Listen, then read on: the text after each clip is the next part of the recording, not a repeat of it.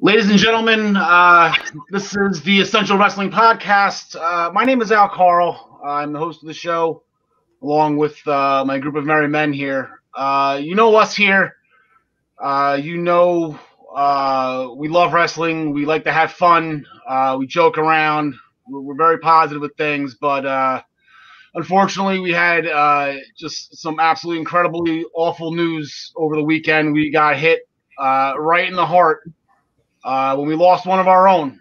We lost John Huber, whether you know him as Luke Harper, whether or not you know him as Brody Lee. It was shocking to everybody in the wrestling world. It was a shock to us. I think the text, I believe I just threw an F word out to you guys via text with the picture that AEW tweeted out. It sucks, and it's, you know, from a fan point of view, it's a very selfish point of view. But we love Brody. We're gonna miss Brody. He got a lot of great things coming, but like I said, that is a very selfish point of view. It's not about us. There's a woman out there walking around now without her husband, and we have 2 kids who don't have their father anymore, and it's just an awful part of life. But we want to make sure that we pay our tributes to John Huber and what he's done. So we're just going to take a couple minutes here before the show gets going. We have a great show lined up today. We are going to laugh. We are going to have some fun. We'll get to that. But right now, it's all about Brody. John Smith, you're wearing your Exalted One shirt. I have my Luke Harper shirt on that I wear so proudly. Your thoughts on this? I mean, I know you were his biggest fan going against Cody. Yeah, you know that. I mean, it's sad to see a guy's life get cut so short. You know, he was only halfway done, and he was at the prime of his career. So, you know, on that aspect, as you know, in the wrestling world, it's, you know, terrible. And then, like you said, with his family, it's just now they have like a piece of their puzzle missing for the rest of their lives. It's, you know, just sad all around, man. Ryan Joy, our senior AE correspondent, you're in attendance. You have been in Jacksonville. Every time they're live, you are there. So you were there for the dog collar match. Yeah, I was. And when I watched that match, it was a great match. And all I could think about as the match ended and Brody lost is, you know, what was the payback going to be? How would the Dark Order get revenge on this? Didn't know that it was going to be Brody's last match. 41 years young, way, way too short to go. But the thing that I have learned through this, I sort of kind of knew a little bit, but the outpouring of support from all of his peers, you know, look, Brody was a heel on TV. So we didn't get this side of him that all his peers and colleagues got. That's been the main message that I'm seeing, is that this man was an incredible father, an incredible human being. And, you know, this sucks. Like, this was a really good person. Forget what he did in wrestling. He was a good father, committed wrestler. And it's really a shame at 41 years old that we've had to pour one out for him.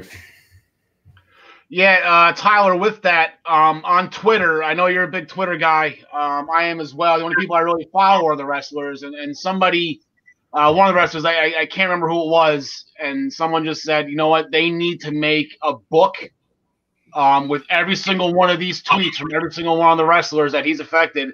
Make a book for his children just so they have a constant reminder of how amazing their father was. Yeah, I mean, I haven't seen that tweet yet, but it doesn't surprise me in the slightest. You know, Xavier Woods and Big E have both been extremely vocal on Twitter since the news broke on how amazing he is. Cesaro was sharing some stories regarding the wonderful Luke Harper shirt you're wearing. If I can find that tweet throughout the show, I absolutely share it. But, yeah, it doesn't surprise me. Nothing but positive media around him. Positive influence on life, his family, the locker room. It's a tough loss for wrestling right now. Yeah, Gary, I know you sometimes when you were working with Uncle Dave at the Observer, you got to you meet these guys firsthand, and I know you're good friends with Drew McIntyre and whatnot. What's going through your mind through all this? I literally just couldn't believe it, because when he actually had left WWE in between him signing for AEW, I had reached out to him and given him a shout about an interview and stuff, and had got a reply back from his people, who was doing his stuff, saying, "Look, give us a wee while, let the dust settle or whatever, and then we'll see what we can sort out." And they were really lovely, and I know he was, and I know that a lot of the guys there were very cut up about it. You could see that on Raw last night. The guys who thought that it's terrible. I mean, I just sit and think of it. I mean, I know I'm in the same position. I have two boys, and like Luke Harper's or Brody John, he's younger than me, and so to think that the fact that he's now gone and his wife and those two kids are now don't have a dad for what should have been the next 30, 40 years is just heartbreaking. But as you said, it's been good. It's been great to see everybody from all sides of the wrestling community, whether it be the wrestling media or whether it be the wrestlers themselves, come out so positively about him and say what a great guy he is. And it's unfortunate that in some ways it's taken this to happen for his family to realize just how much everybody cared about him. Yeah. John Connie, anything you want to close this up with? Just to say that, we don't, if you're lucky, maybe you get to meet a couple of these guys, you get to spend a couple of minutes around them, you get some idea of what they're like. But for the most part, we don't. Sometimes we get to know them from how they talk on TV, and with the bulk of John's career being spent in WWE, where he played a character where he barely, we don't get much there either. But when you see the outpouring from his peers, and I think the one thing that really encapsulated it for me was the picture going way back. I think Jericho's the one who shared it that I saw, of when he was upset that he didn't have any merch. So the guys all kicked in and made up shirts with his head on it, and the yeah. And you just take a look at that picture. You got Jericho in there. Guys from the New Day are in there. Roman's in the corner. Guys that are not involved. Okay, him and his partners had a long thing with New Day, but there was a bunch of guys in that picture that really weren't involved with him on TV. These were just people who loved him, and people who cared about him tell you what you need to know about the man. He was loved. Yep. And like I mentioned when I talked to Tyler, John Huber had a very funny thing he liked to do on Twitter. Everyone's been doing it. I know last night on Raw they meant it's Monday. You know what that means? That was Brody's or Luke's, whatever you want to call him, John Huber's big thing. It was every day of the week. Well, it's Monday. You know what that means. He didn't do it every day. I didn't know what it meant at first, but it actually meant nothing, which is the funny joke part of it. Because then I went on his page, maybe thinking like somebody would comment what's going on, but it was not. It was just tweet every day of the week for like however 6 months straight, and it was hysterical. And that was the only glimpse I guess that we were allowed to see out of him. That he wasn't allowed to break character, but those who knew him loved him. But we're gonna keep that tradition alive. I know everyone's been doing it. We're gonna do it also. So start this good at this moment going forward. Every time we're on air, we are going to start the show with these words. It's Tuesday. You know what that means.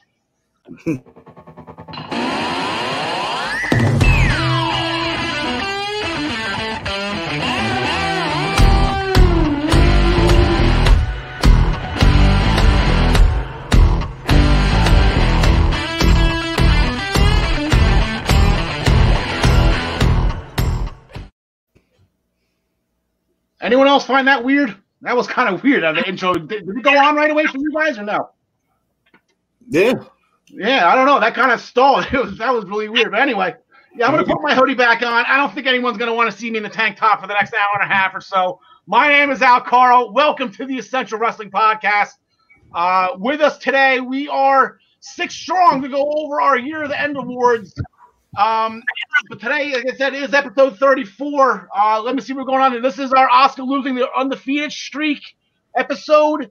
This is our Jinder Mahal shocking the world and actually winning a stacked Fatal 4-Way United States Championship award. That was, show, not award. That's an award show. Never mind. Ronda Rousey, that's her episode. She makes her debut. The Undertaker smokes John Cena in 2 minutes and 45 seconds. We got that episode, as well as Nicholas becoming the youngest ever tag team champion in history episode. I got, Big Nick pulled out of the crowd. So that was fun. Not to mention, we'll get into WrestleMania 34 and Brody later on in the show. With us today, we have our sheriff. He is back in town. Tyler, good to see your beautiful face again. How are things? Happy to be here as always, Al. Thanks. Looking forward to these awards. All right, glad to have you. Ryan Joy, our AEW senior correspondent. How are things with you today? How was your interview this morning on the Daily Wrestling News Show? You had a special guest. This morning we had a special guest from the owner of the Coastal Championship Wrestling from here in Florida, talking about their January 9th show, New Year's Revolution. It was a really good interview. I'd suggest people go out and watch it first chance they get. And definitely catch it on all of the I-95 Sports Network pages, on YouTube, on Facebook, as well as Spotify, iHeartRadio, all that fun stuff. People are chiming in already.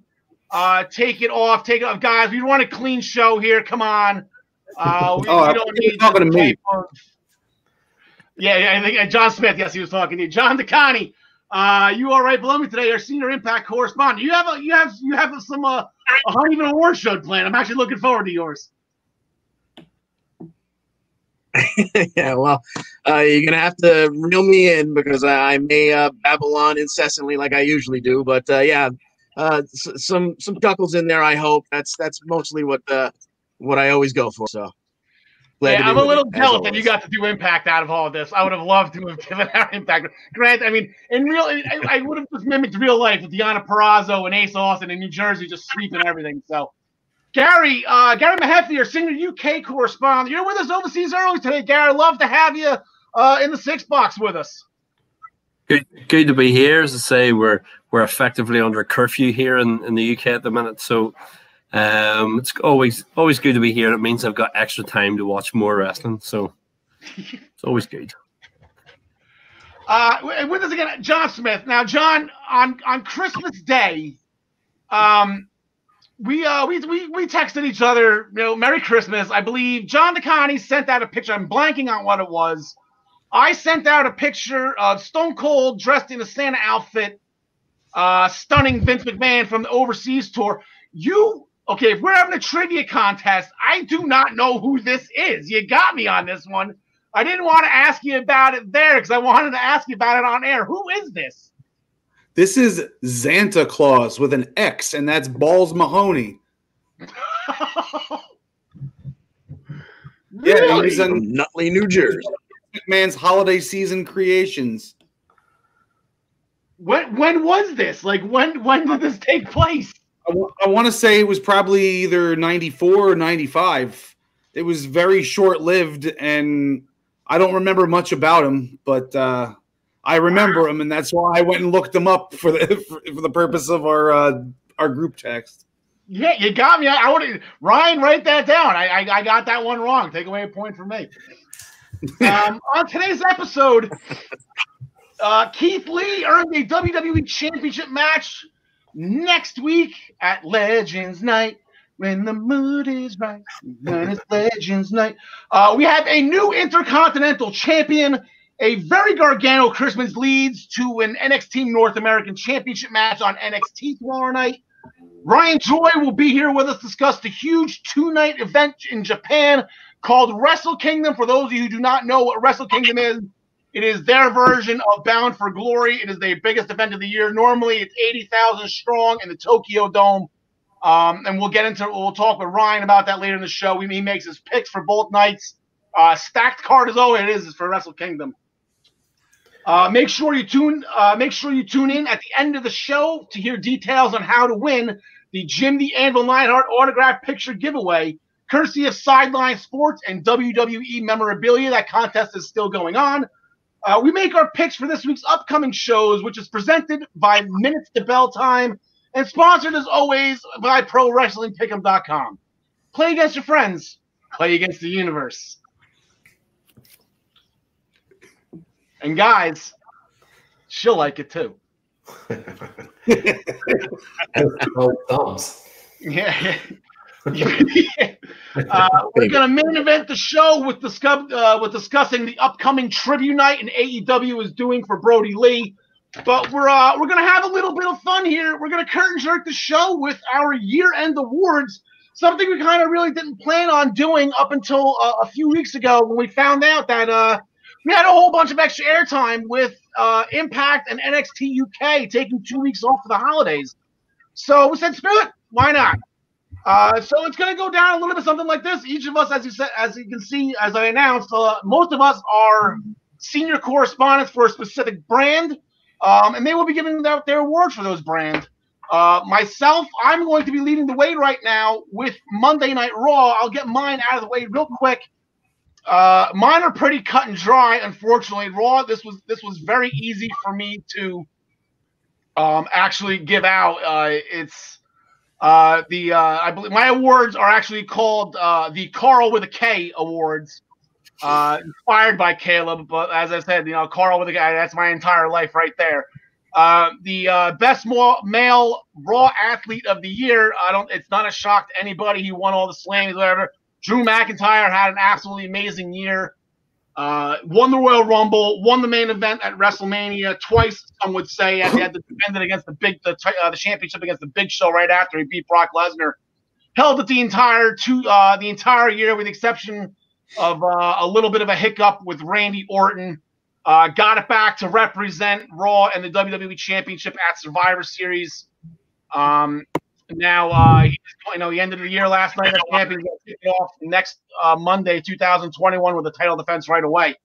So, Drew McIntyre, the first ever Karl for a K award winner for Best Male Wrestler. Our Best Female Wrestler, again, this isn't going to be a shock to anybody. There's only one person. She has been the Tyler and I since day one, since episode 1 when we started the show. We were just, Asuka is the pandemic era empty arena MVP. She has just been absolutely amazing. She's been entertaining as all hell. She won Money in the Bank to win the Raw Women's Championship. Had a small hiccup over the summer with Sasha Banks, but got it back. She's currently a double champion.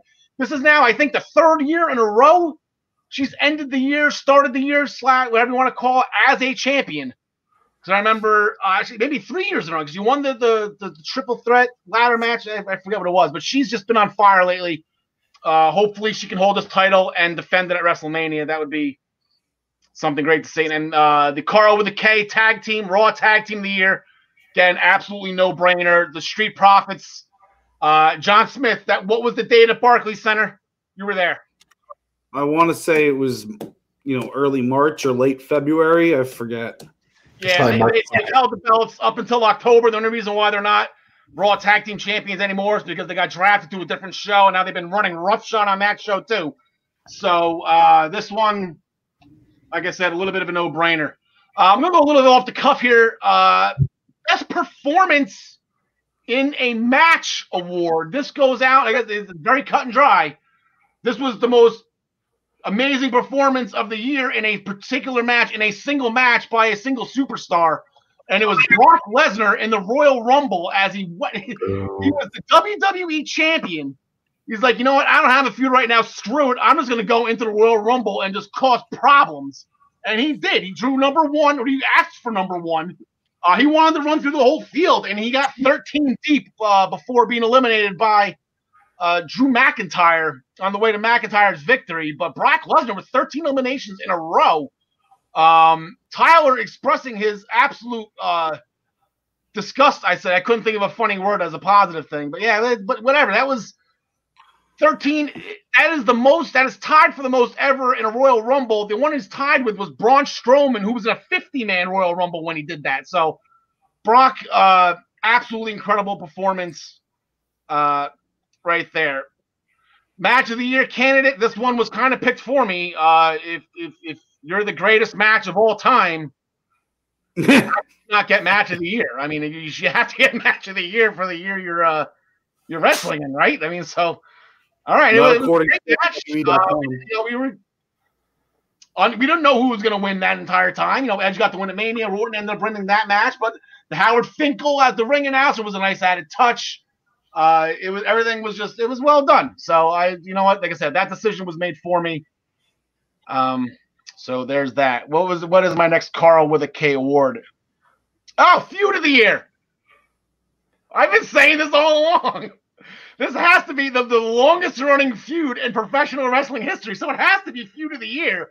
The Mysterios versus Seth Rollins. The feud that just would never go away. And to tell you the truth, we're going to talk about it later. Seth Rollins is coming back on SmackDown this Friday, and the Mysterios have been nowhere to be found right now. So maybe they're just waiting to put them back together again to keep this feud going. But this thing, it leaked over onto SmackDown after the draft. Fox said, this is amazing. We got to have some of this. So they actually drafted all these guys, including Murphy. So that is my Feud of the Year. Karl with a K award for the best thing going on Raw. This is a no-brainer. The Hurt Business has been absolutely incredible, and it's absolutely great to see that they're ending the year with the United States Championship and the Raw Tag Team Championship. MVP made a custom belt for Bobby Lashley. I'm kind of wondering where's the love for Cedric and Shelton in this. John the Con, if you heard any rumors of MVP making his own tag team titles for his guys.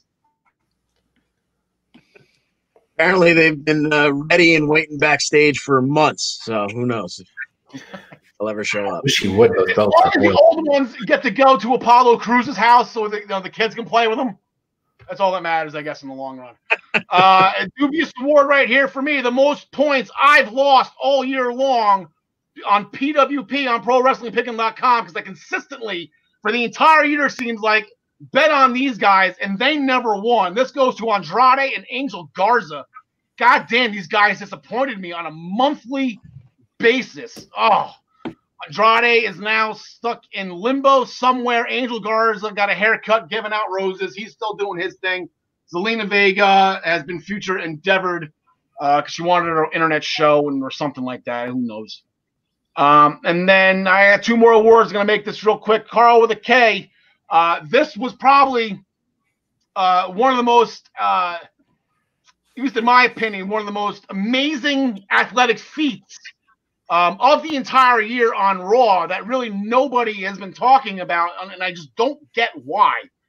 But during the Street Profits versus Viking Raiders, anything you can do, we can do better competition, the Street Profits shot a 28 in miniature golf, which is 10 holes in one with a couple two putts, and that is absolutely incredible. So the best mini golf game of the year, the Karl the K, goes to the Street Profits. And then my last award is the moment of the year for Raw, and I gotta tell you this right now. A late entry into the game last night on Raw with The Miz regaining the Money in the Bank contract.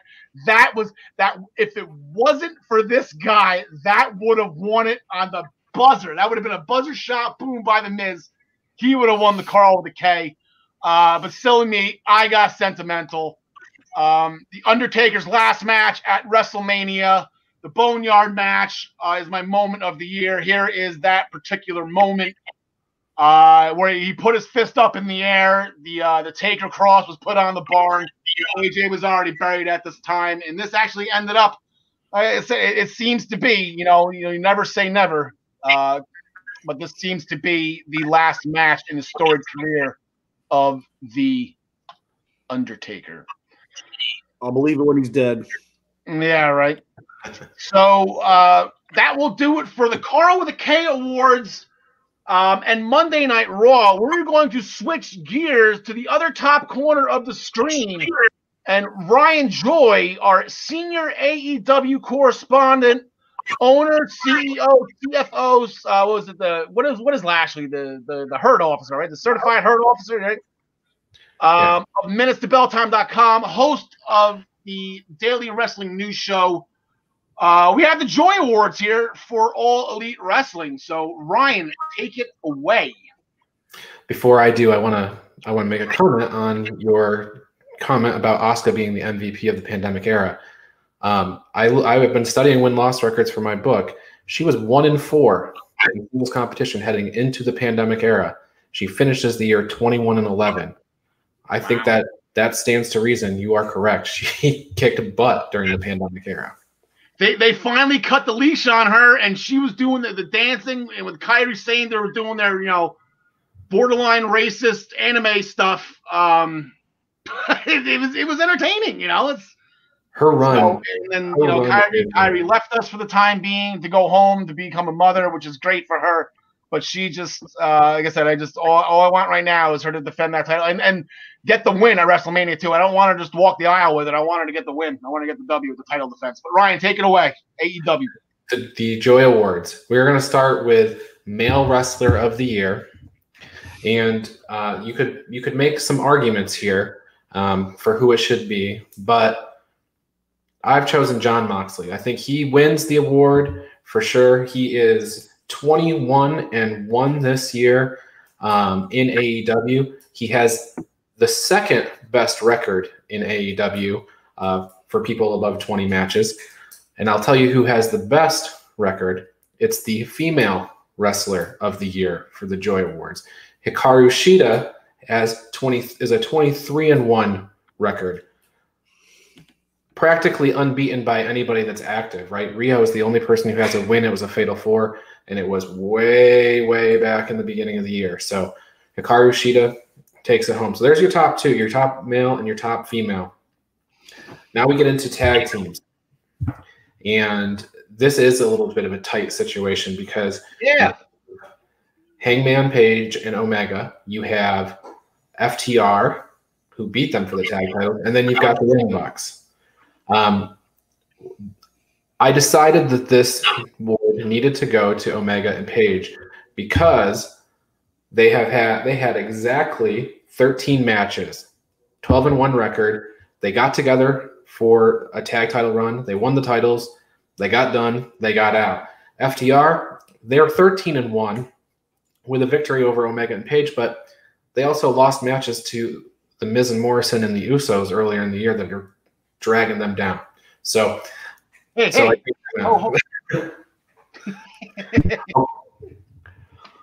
all right. Feud of the year. Feud of the year. I was sitting there at AEW Revolution in the stands when they announced that we were going to get an event called Blood and Guts at the Prudential Center in a place that you guys all appreciate, or a state that you all appreciate.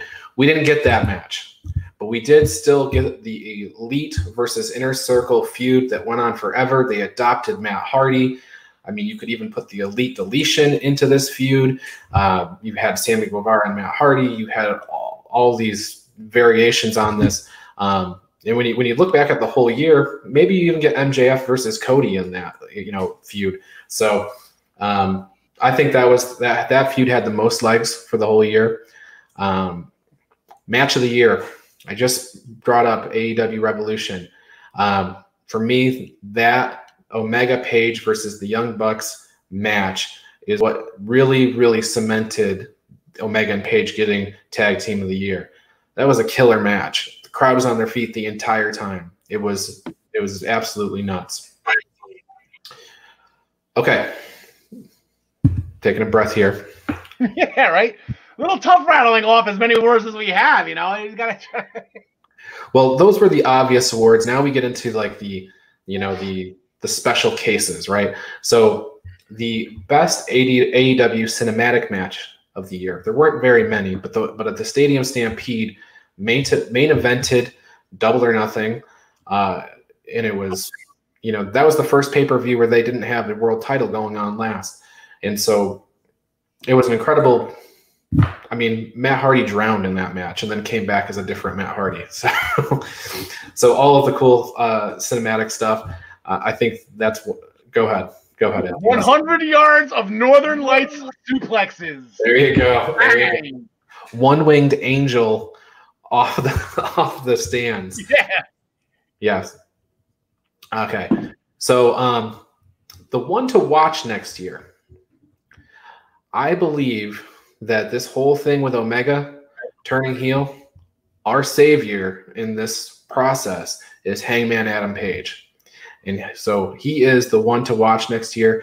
Probably going to be maybe third quarter or so, I think, when he gets his big title shot. And you know, we put the entire all our hope behind him reclaiming the world title for a babyface.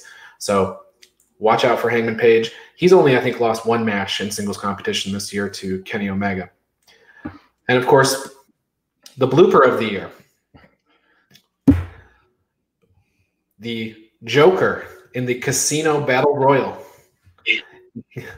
Thanks to Michael Nakazawa, the slippery turnbuckle, Matt Sydal crashed and burned on his very first move in AEW. He didn't even get in the ring. Didn't even. Well, he got in the ring the hard way. Yeah. Oh man. That's the Prepared Awards. This time next year, we will be talking about the Brody Lee Lifetime Achievement Award. Of course, he gets that himself this year, but next year we'll have that one. All right, sounds good. AEW, fun year of AEW. They did extremely well in the pandemic. I wouldn't say they had it easy, but they had a gift having the outdoors facilities of the Jacksonville Jaguars. So they were luckier than most companies. So we're gonna swing it down. We're gonna go overseas. Actually, swing it overseas to the icon, Gary Mehaffy. Gary, you have the NXT UK Awards, the Garys, and we're all going to talk about this later on down the line. Now, he's a 3-time UK champion, but he's also a 7-time Gary Award winner. These are probably the most prestigious awards those guys can have over there, Gary. You better believe it. We were saying backstage in the green room before we started. Ryan was saying, of everybody who was doing their awards, I sort of have it not nearly the easiest because I had a good 5-6 month chunk in the middle where we didn't have any wrestling. They did stuff up until April, and then we started in September again, and I could come out of hibernation and watch NXT UK again. But we've got kind of 5 sensible awards and then a couple of random ones of mine put into it. But I want to start off with Feud of the Year. And without a doubt, there were a few things that we could have gone for. There were a few awards that are a few different feuds that they'd set up, a few mini feuds that lasted a few weeks. But Kaylie Ray and Piper Niven had crossed paths virtually all year, non-stop since January. And then when the break came up, and then after the break, we came back to them again, and they had their stuff in their Falls Count Anywhere match in November, their great match. So therefore, they were the big pick and the obvious pick for me for Feud of the Year. I'm going to intersperse them, say, with some of my random ones. Comeback of the Year. Now, some people might think, yeah, Comeback of the Year. Who is the wrestler that's got the Comeback of the Year? Oh, it's not a who, it's a what. The 3-minute round, the return of the wrestling I grew up on, World of Sport 3-minute rounds was great. And I'll be honest, I wasn't nearly sure when this came back how this would go down and how people would see it, but it's gone down brilliantly. The round stuff worked really well in the Heritage Cup, and so I hope that it's going to keep. This is going to keep going. We'll see more 3-minute round stuff as we go, and kind of. What's old is going to become new again. It'll be great. Tag Team of the Year. Yeah, NXT UK has been good because there's been so many tag teams that they've brought and developed, especially since we've come back in September. But the one constant throughout have been Gallus, who have been champions since October 2019. And apart from a loss on the main NXT card in the States against Kyle O'Reilly and Bobby Fish in January. Other than that, they've defeated Imperium, Mark Andrews and Flash Morgan Webster, the grizzled young vets, Danny Burch and Oney Lorcan, Mastiff and Webster and Trent Seven and a 6-man, Amir Jordan and Kenny Williams, Pretty Deadly, The Hunt, you name them, they've beaten them. Anybody that they've put in front of them, they've taken down. So therefore, there could only be one tag team of the year, and that was Gallus. I had to not quite put myself in, but the Gary Mehaffy Pop of the Year, right? I kind of decided, we were talking again backstage before we started about how big a geek I actually am, right? I was sitting on my settee in my lounge watching NXT UK like months ago, or a few weeks ago, during the Supernova sessions, and they started to talk about Tyler Bate, and I went, oh, great. That's good. They're mentioning him. That's good. And then 20 seconds later, his music started, and he came out, and I literally, on my settee, went... And did the old Daniel Bryan, yes, I know. And it's like, as soon as he appeared, and I was sitting on my own in my living room going, Gary, what are you doing? So to me, if something happened that I really popped myself, then he deserved an award for it. So they're going to be looking, I'm going to be looking out for something next year, which will be interesting. They're going to have to put out all the stops. I'll have to tweet that now and say, right, gents and ladies, you've got 12 months to pop me again on my settee, which doesn't sound very good, but we'll move on from that. At that point, the female wrestler of the year. Now, much as with tag team, to me, there was only one person and one girl this could be, and that was Kaylie Ray. She literally, she hasn't lost an NXT singles match since Worlds Collide at Mania Week in 2019 against Candice LeRae, and she hasn't lost a singles match before that or after that. So there's been the odd tag match that she's lost to set up some other singles. But if you haven't lost a singles match in well over a year or 18 months, I think somehow you deserve Female Wrestler of the Year. And so Kaylie Ray for me was the obvious choice. With 3 to go, my last random one is the If at First You Don't Succeed, Try Again award. Because for the people who've been keeping up with NXT UK, per Jack Stars, he won a dark match. I was looking back. He won a dark match on NXT UK in October 2019, which wasn't shown. But he never won another singles match on NXT UK. He never won another match, period, until the 17th of December when he actually won his match. And I'll be honest, every time he comes out, we've said this before, every time he comes out, we always go, here comes Jack, somebody's going to beat him, and this is to move them on up the card. And then he won a match last week, and he nearly won the I Popped Gary award, because when he won, I was like, oh, bless his cotton socks, he won a match. And I don't mean that to sound too trite, but it was funny. I was going, literally, you've been there and you've stuck around NXT UK for a long time, and finally they gave you your bone and you got your win. So fair play to Jack Stars. He takes that. You know what? I'm just as guilty with this too, because I keep on calling him NXT UK's resident punching bag. You know, like that's poor guy. Just a handprint from Walter when Walter came in. Oh my God. It literally was. Every big guy who comes in, it was like, here comes Jack. Boom, up in the air. Finally, the first step. Yeah. But they got us a win against Saxon Huxley in the handicap match. It was all right. 2 to go. Male Wrestler of the Year. And this is going to be slightly controversial, because if I've gone obvious for tag team and I went obvious for female, the obvious winner would be Walter, and I've not gone for Walter. I've gone for Ilya Dragunov. He started off the year before the pandemic hit.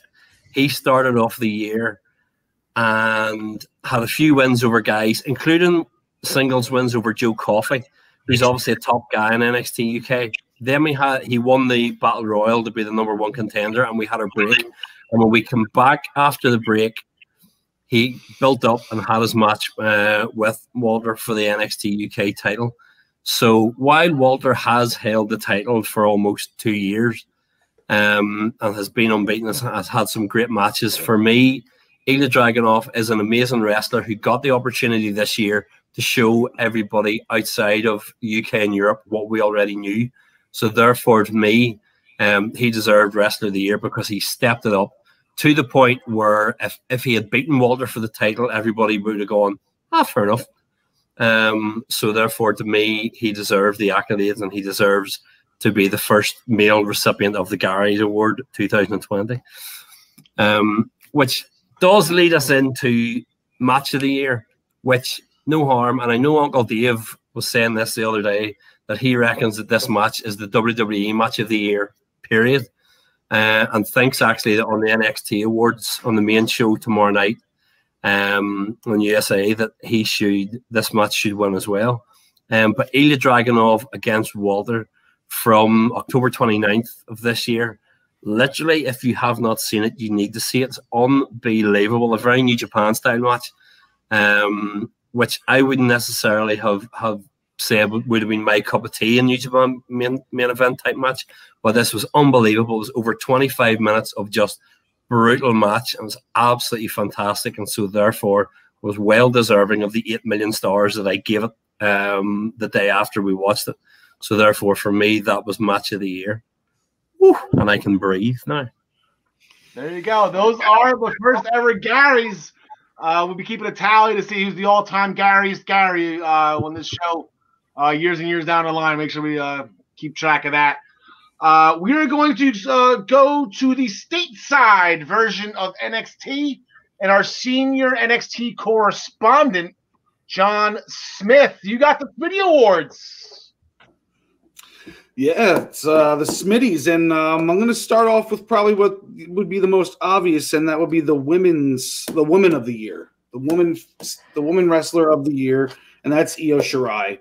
She's gone up against everyone and beat them, most of them twice. You know, you're talking Candice LeRae. She beat Charlotte and Rhea Ripley in a triple threat to win the title to begin with. Raquel Gonzalez, Dakota Kai. I mean, you name them, she's taking them all down. And she's going to be holding on to that belt for a while longer, in my opinion. So, got to go with Io Shirai as the women's superstar of the year. Next, I'm going to go to the newcomer of the year. I thought it could be Dexter Lumis. It could be Cameron Grimes. I mean, technically, I think they showed up in 2019, but I'm talking, made their mark in 2020. Newcomers. Could even be Leon Ruff, but I'm going with Karrion Kross.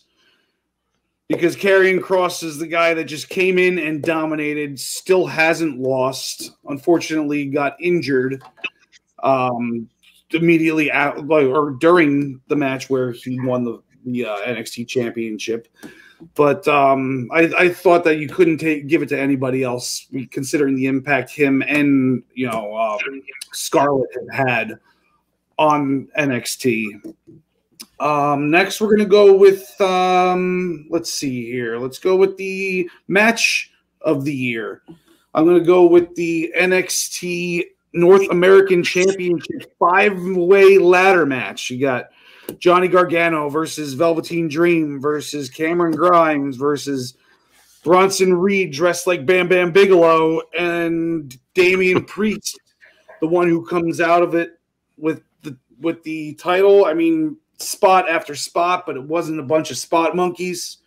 Everything that went on in this match was, carefully planned out, thought out. Especially for 5 guys to go all out like that, I couldn't give it to anybody else. I actually thought about giving it to Pat McAfee versus Adam Cole just because of how surprising Pat McAfee's skills were. But, I don't think it was nearly as entertaining as this. Feud of the year, I got to go with Dexter Lumis and Cameron Grimes. Those are my boys. Between what was that? The haunted house match, and then he had the the blindfold match, which only lasted a few minutes, but was hella entertaining all the way until the strap match. I mean, Cameron Grimes never got a leg up in this feud, never needed to, because either way, he's going straight to the moon, baby. And now we got Dexter Lumis hosting the next New Year's Evil. How he's going to do that without talking, I don't know. But, I mean, obviously it's going to be his drawings. But it'll be interesting to see if he actually opens his mouth for once. But I think that feud is what's catapulting the both of them to stardom and eventually the main roster. Tag team of the year. I got to go with Danny Burch and Oney Lorcan. You know, I thought about giving it to Imperium. They had the titles for a while. Breezango made a big splash in the middle of the year, winning those titles. But I got to give it to Burch and Lorcan because they took advantage of a situation and they've made the most of it. And, you know, now they're holding those titles. 6 months ago, if you said Lorcan and Burch were going to be a dominant tag team champion, I don't think any of us would have believed it. But I think they look good. They like how they have the mouthpiece of Pat McAfee. And, you know, they can talk a little bit, but, you know, their in-ring work speaks for itself. So I had to give it to them.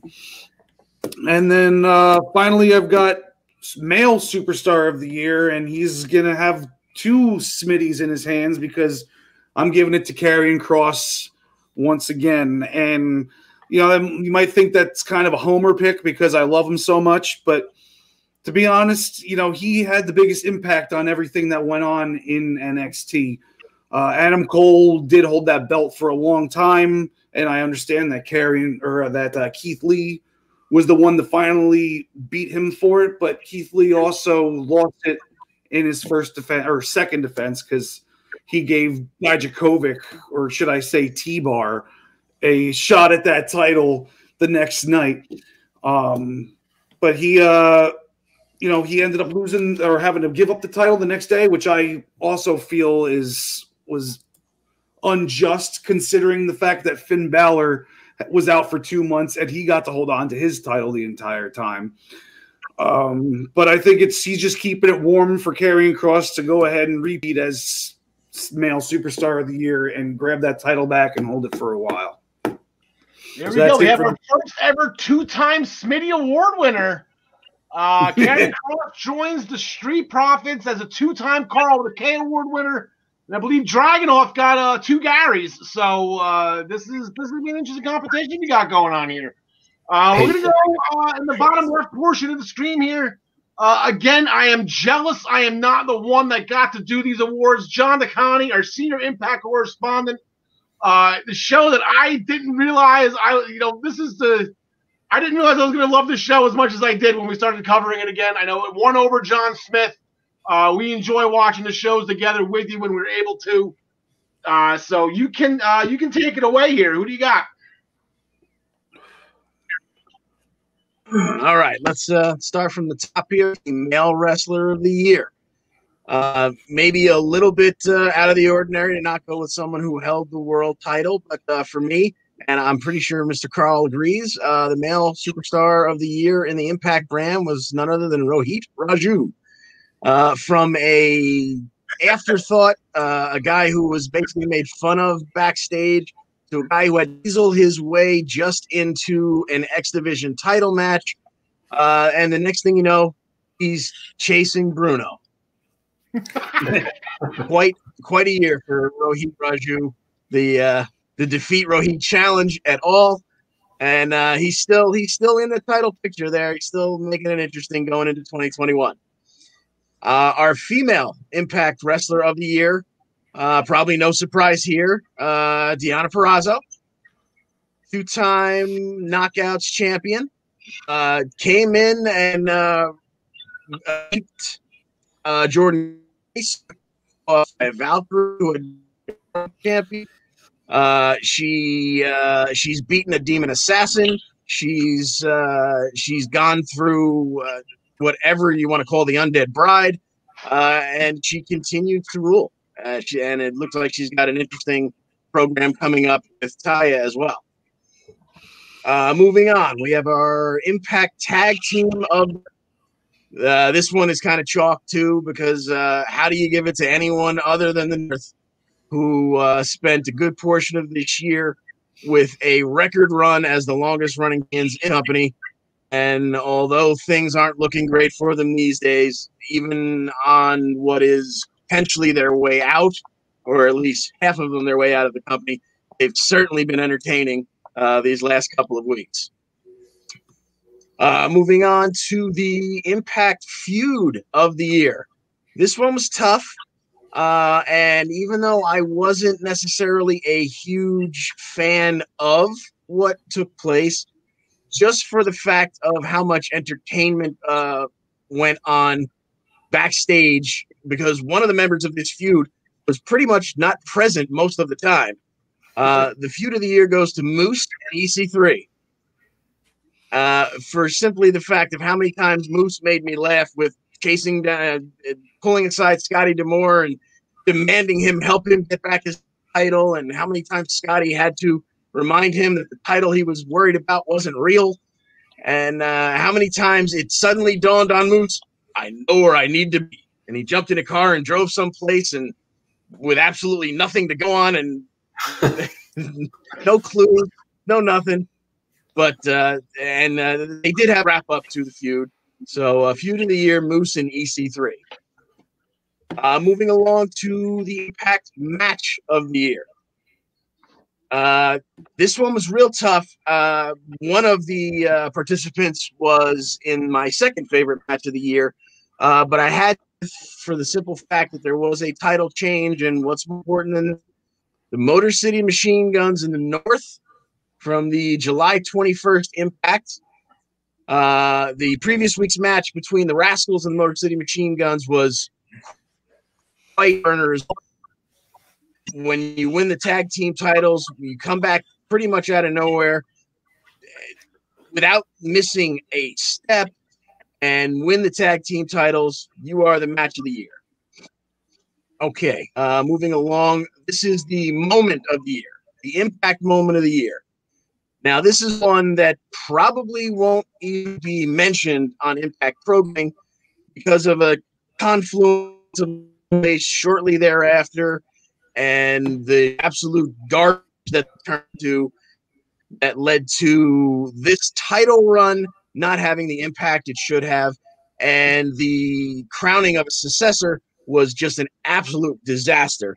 But you just can't overlook the fact that, to my knowledge, for the first time ever, a major wrestling company with TV and pay-per-view shares in the market on January the 12th of 2020 made Tessa Blanchard, a female superstar, their world heavyweight champion. So say what you want about, how things shook out. That was certainly a moment. Okay. All right. That's it for the straight ahead awards. Now we get into the goofy awards a little bit. And, it's Impact. So who better to have some goofy awards? The Future Endeavors Impact of the year. The persons who, simply by being released from WWE and finding their way elsewhere, made the biggest impact on this particular brand. That award goes to Eric Young. Showed up as a surprise entrant, became champion shortly thereafter, nearly ended the career of another wrestler before setting him on a course to become champion himself. And now he seems to be starting his very own cult. So when you look at the fact that he was underutilized terribly in New York, as they like to refer to it, what an impact he has had just by switching brands and actually being utilized. All right. Bear with me here because this one, as much as I clap my gums, this one's going to take a little extra nation. This one was originally called the Here's What Really Grinds My Gears Award. It wound up with a slightly different title or extended title because, as I've said many times, my notes are very close every week. I've got the run of the last week's show, whatever preview we have of the upcoming show. Then I always have a little section down the bottom of miscellaneous news and comments. A lot of it is SpongeBobable, so a lot of it doesn't make air. And sometimes it's actually kind of like therapy. It's just me bitching and moaning about something I don't like, which keeps me from getting a little negative on air because we like to keep things light and positive on the EWP. So this one went from the Here's What Really Grinds My Gears to the Shut Up and Let the Pros Handle This award. I had been complaining from her debut that Purrazzo, who was, basically handed a title before she put her bag down in the locker room. She was the virtuosa. She came with so much ballyhoo, and yet her finishing maneuver was the Fujiwara armbar. And I said, well, but come on, let's put a little effort. Virtuosa. Why isn't her finishing maneuver called the magnum opus or something with that kind of weight to it? Well, Impact Creative and or Deanna herself basically told me to shut up by coming up with an even better idea. And the double Fujiwara armbar was then after a statue missing both its arms. And a tip of the cap, credit where credit is due. I thought that was brilliant. Moving along. I've mentioned this one before just because it has a special place in my heart. I called it the Bernstein Bears or Glitch in the Matrix moment of the year, because this is one of those things that I think they call it the Mandela effect. When a whole bunch of people remember something, and it turns out we all remember it wrong, and it didn't really happen. Glitch in the Matrix moment of the year. Jordan Grace winning the X Division title. It was a quite entertaining moment. As you can see in the background there, it also involved the male wrestler of the year, Rohit Raju. There was just nothing not to love about this moment. In fact, it was immediately overturned and therefore taken from all records.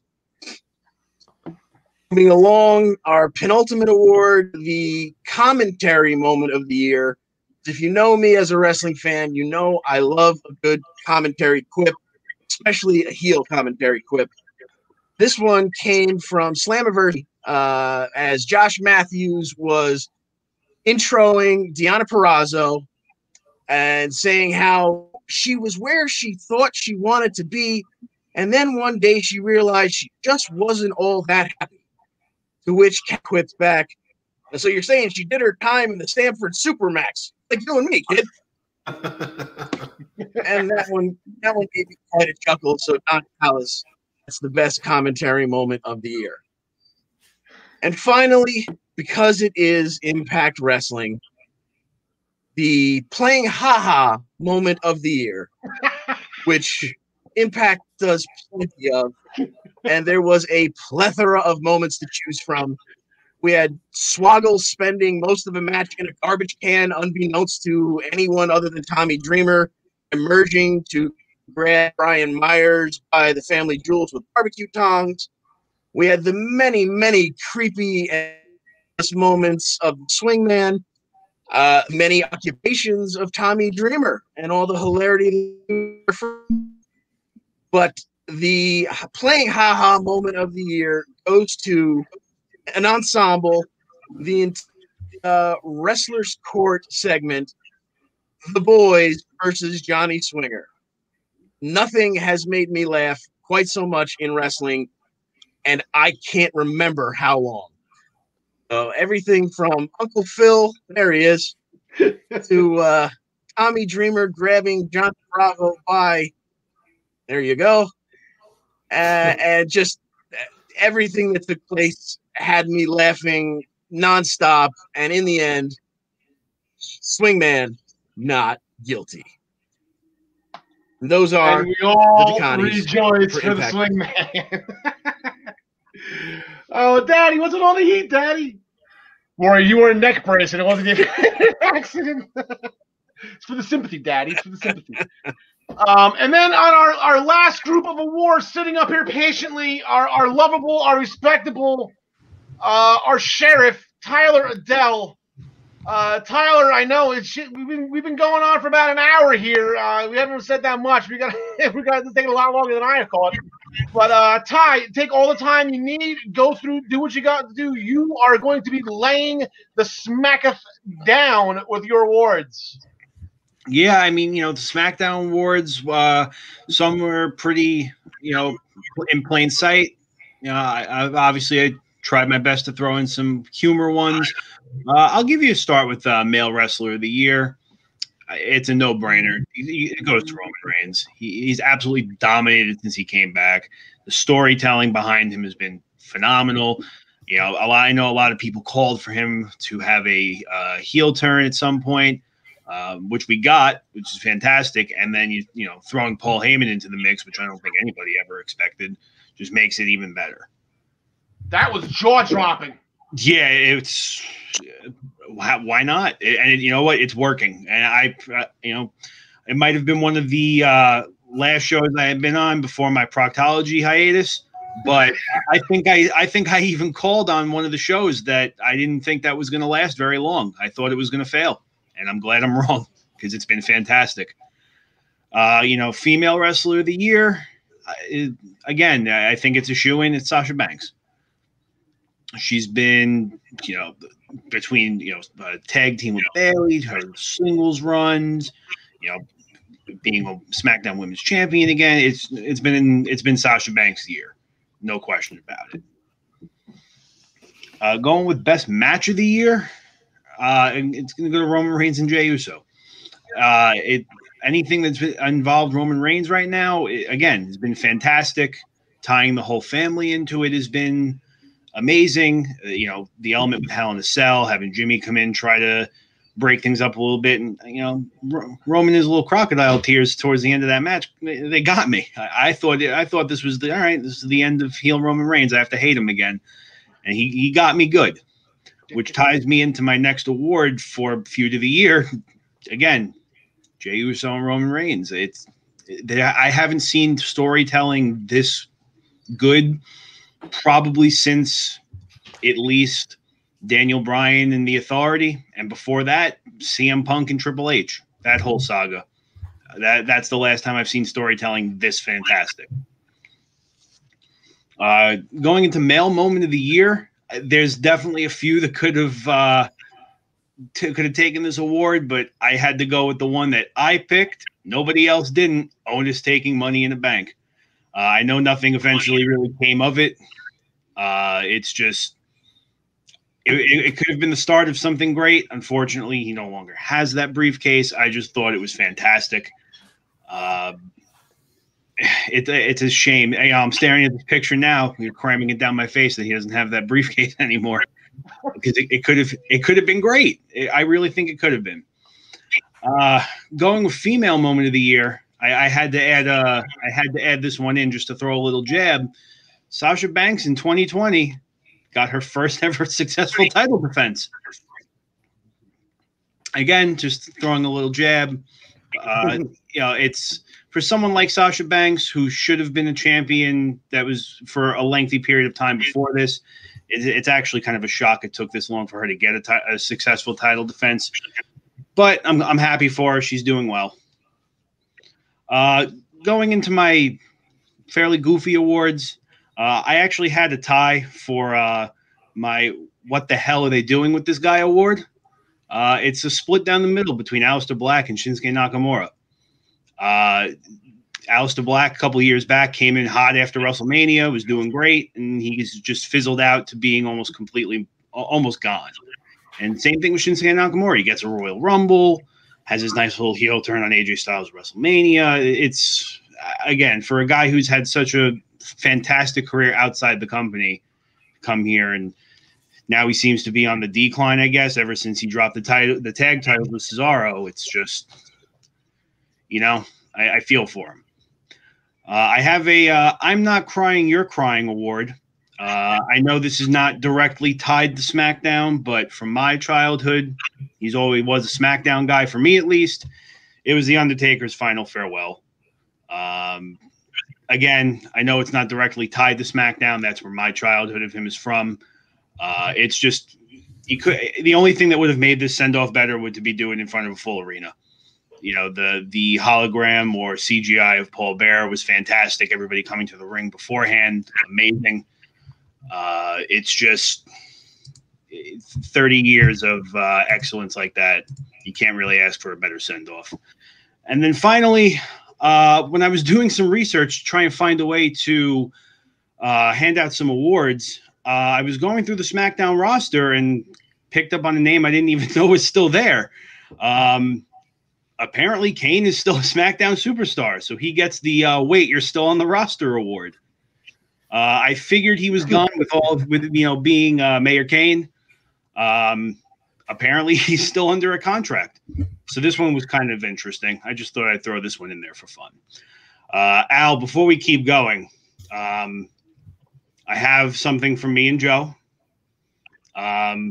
Pretty much when we were talking about the podcast at the beginning of the year, we never thought we were going to start it this quick, let alone have one explode as fast as we did. I've been obviously in and out. Ryan's been a big help. Gary's been great. John and John have been awesome. So me and Joe were talking, and we wanted to make sure that the EWP, through the Eastern Observer, is recognized as an award-winning podcast. So you guys are being recognized as Podcast Team of the Year. No, but seriously, guys, the contributions that have gone with you guys for what you've done, helping Eastern Observer grow, helping I-95 grow. I think you know why I wanted to go last now. It means a lot to me myself. I know it means a lot to Joey McMahon.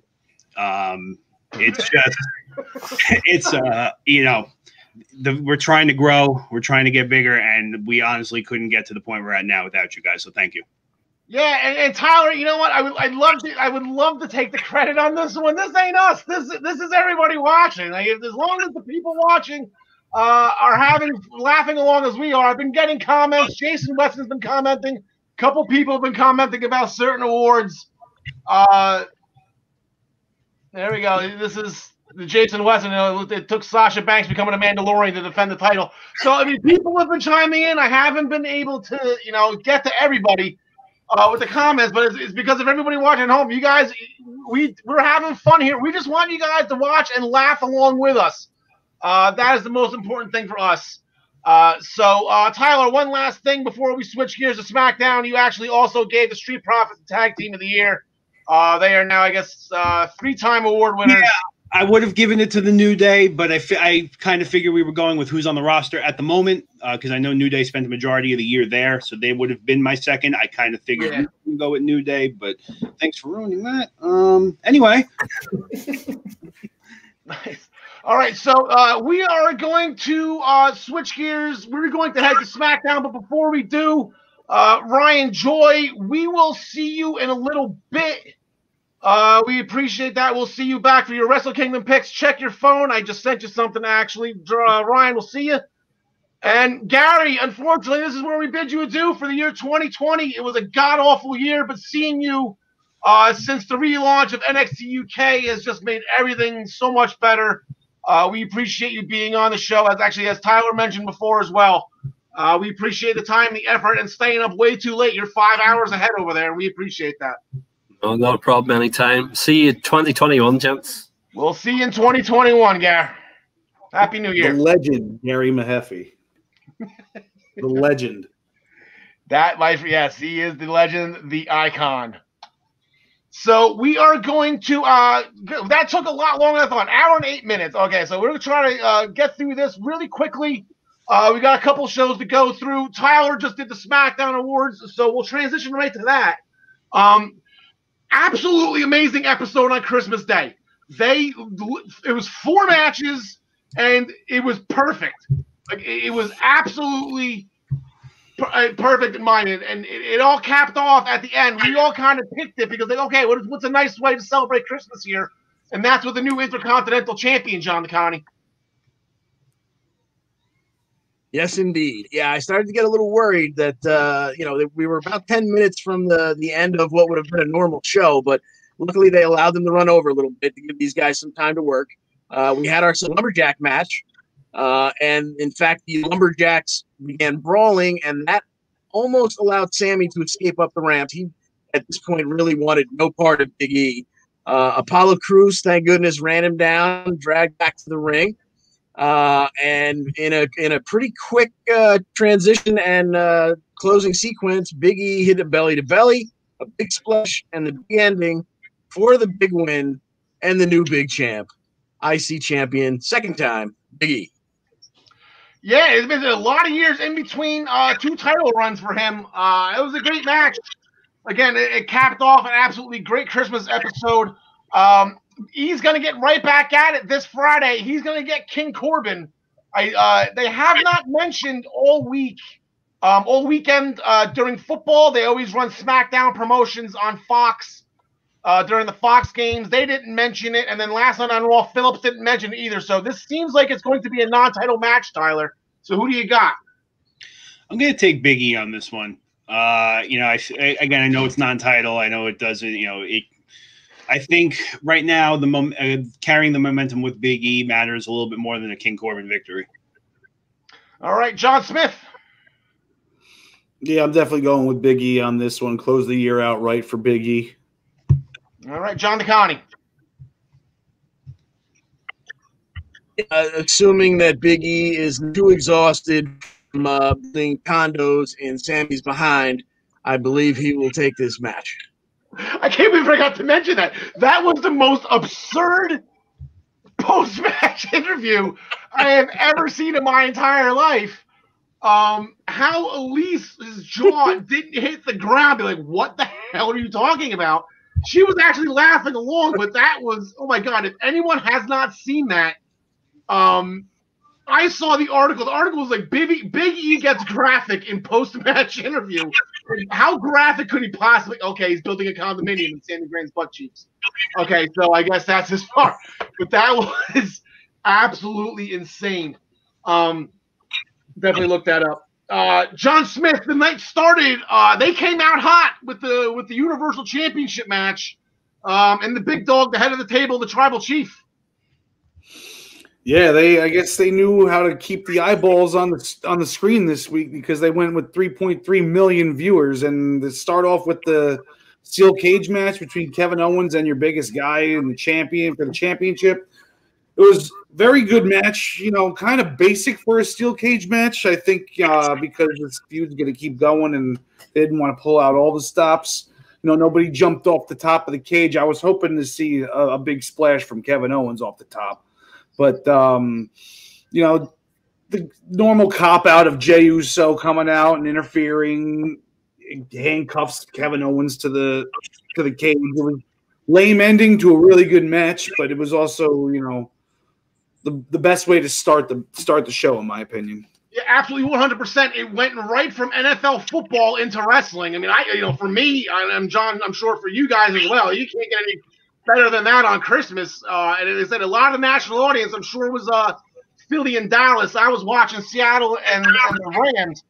But you had all these football eyes watching, and then the exact number of people that watch football, Tyler, maybe you know better than I how many people watch football on Sunday on TV ratings. But getting all those getting into Friday Night SmackDown, that was a brilliant idea, starting with Roman and a cage with Kevin Owens. 3.3 million. Charlotte Flair's back. Is this a coincidence? Yes. I don't think so. I think all of the wrestling fans are coming back because Charlotte Flair was on SmackDown. Okay, bye. No one's finding that funny. Okay, and yet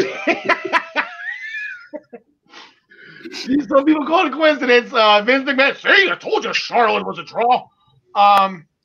So there was a triple team elimination match for the tag team championships in the women's division. Asuka and Charlotte, they went against Sasha Banks and Bianca Belair against Bayley and Carmella. Now, match aside, Charlotte and Asuka ended up winning. We all figured they were going to win.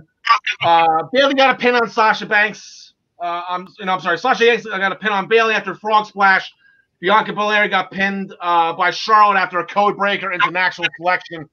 But just looking at the 6 women in that match, and I'm just thinking how many?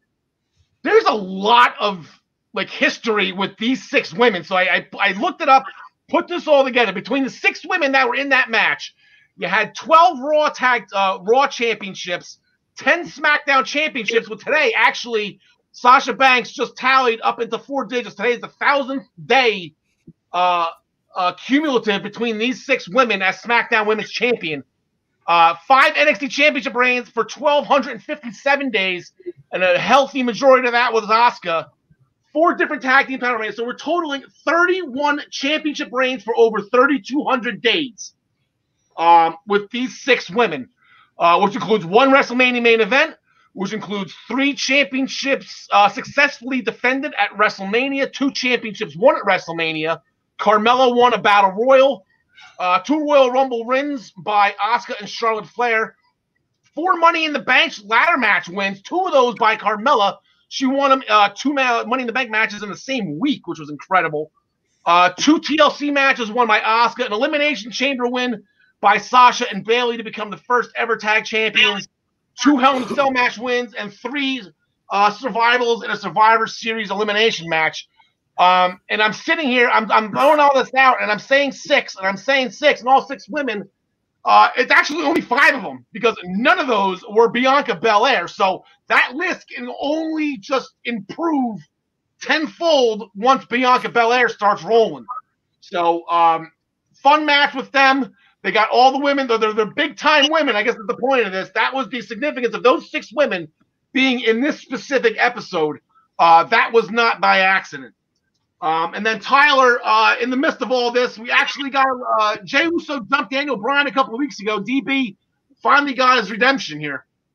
Yeah, I mean, I thought the whole match, the start to the match was great. You know, Daniel Bryan gets attacked on the ramp on his way out, led on by a fantastic match.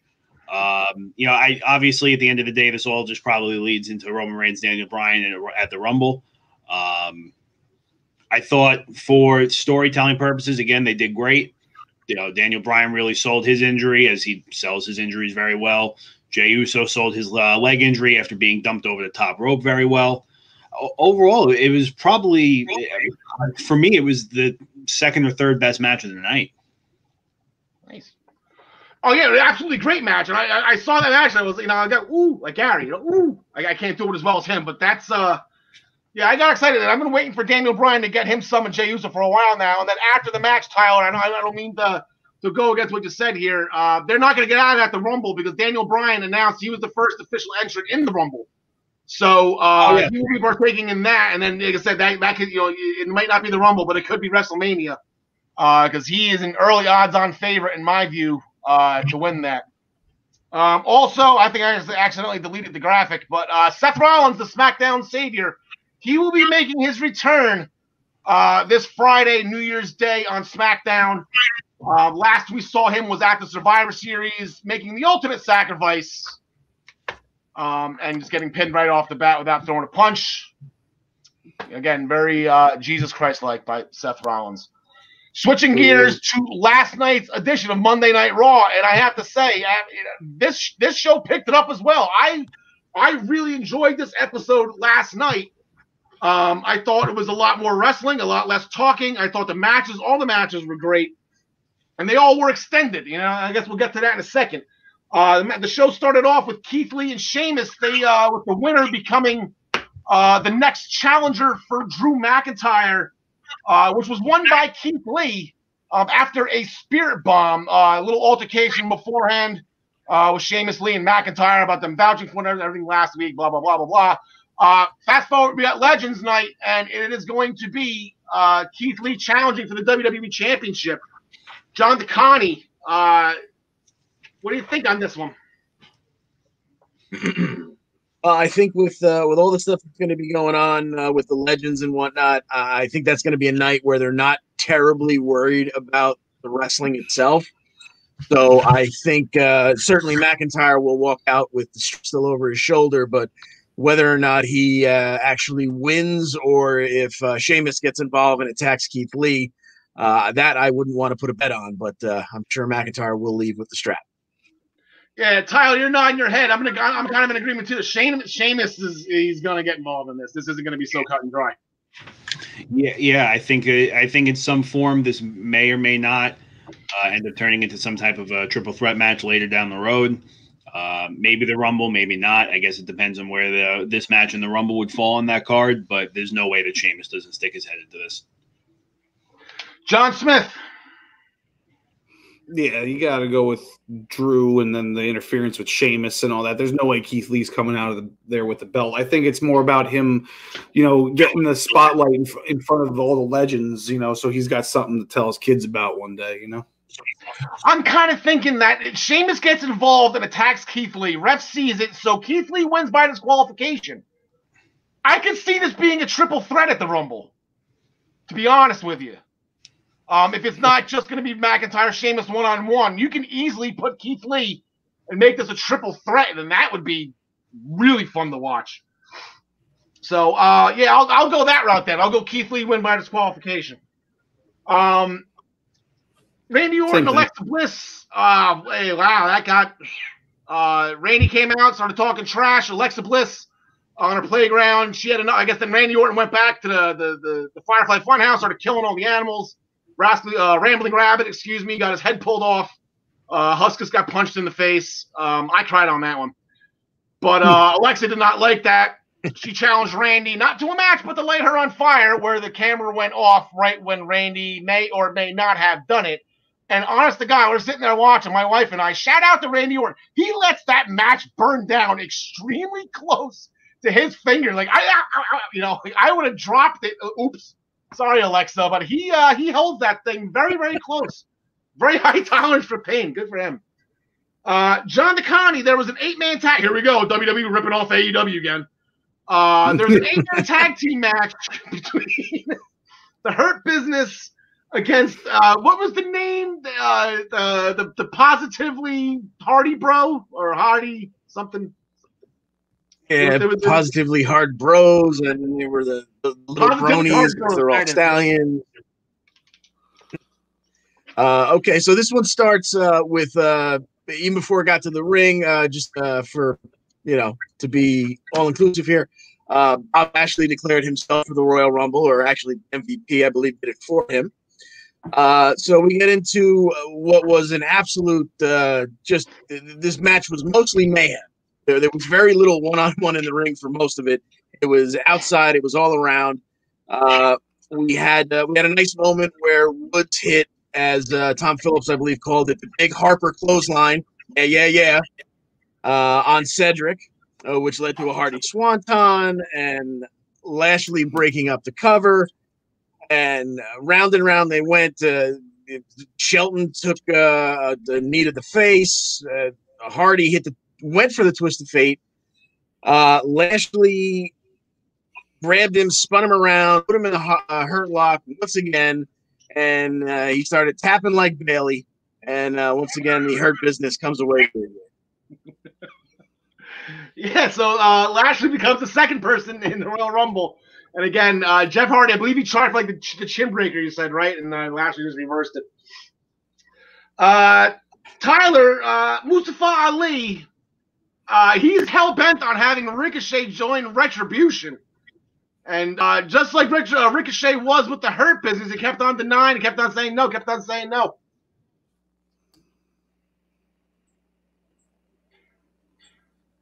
Tyler, your microphone's not on. Got it now? Yeah, there you go. I mean, right now, again, this is some fantastic storytelling that's going on. Ricochet keeps denying Retribution, denying Mustafa Ali. Obviously, comes out on top. Comes out on top after the match, I should say. Fights off almost the entire Retribution during the match. Still manages to keep his way out of there. I might be alone in this. I do see him joining eventually. I don't know when, but I think it's only a matter of time.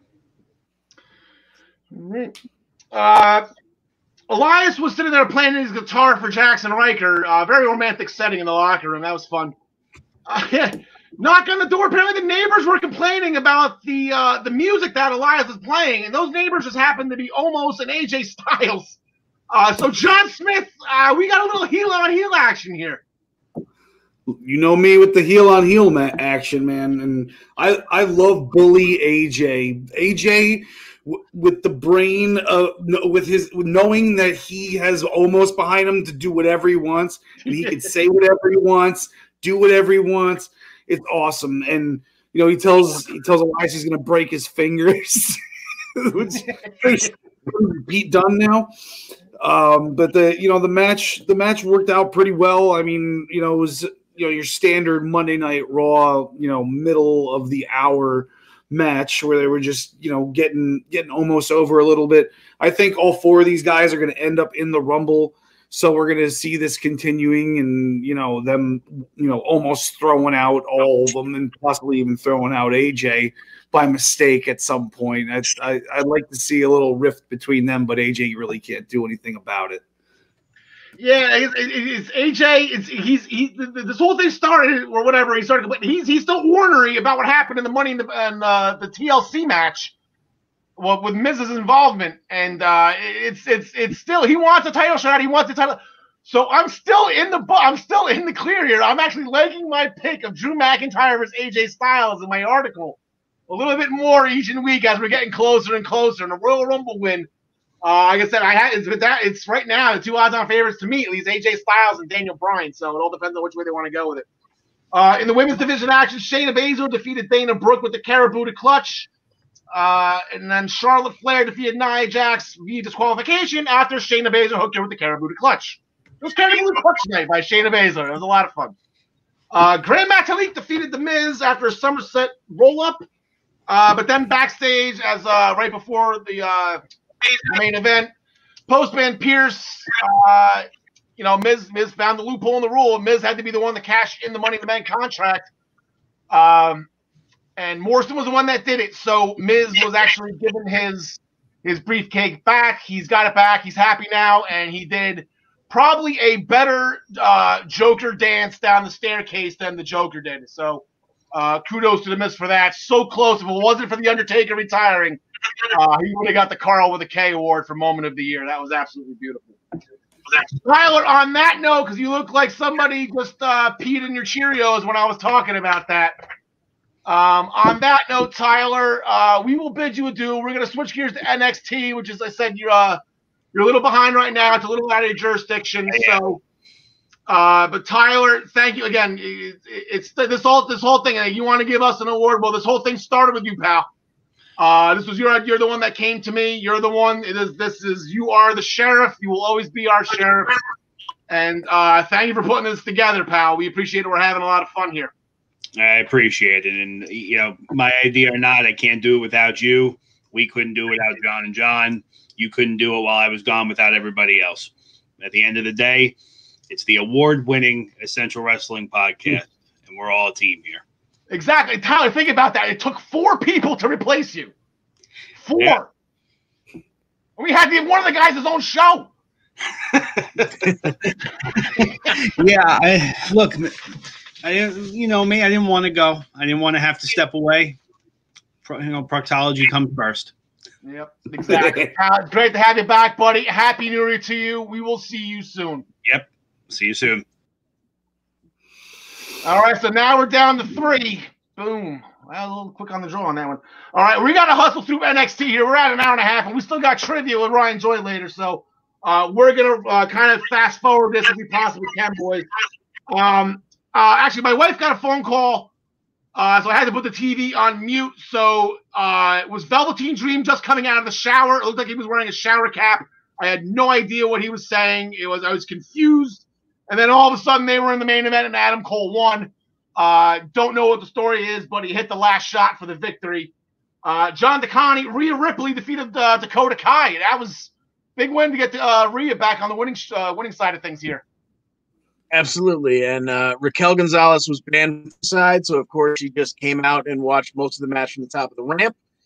And Rhea hit the Riptide for the win and stared down Raquel the whole time during the pin.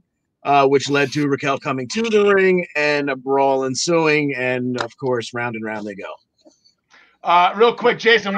Jason knows when he can get comments on air. If he mentions the MCU, I'm going to put him on air. We are the EWP Avengers.